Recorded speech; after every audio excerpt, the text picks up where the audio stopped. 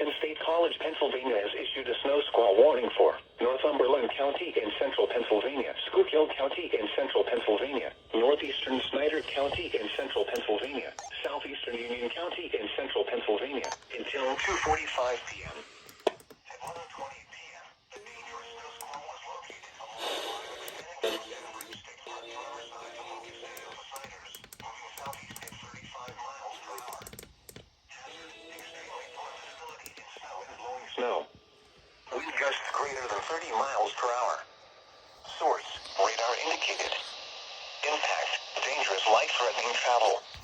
This includes Interstate 81 from mile markers 98 to 122.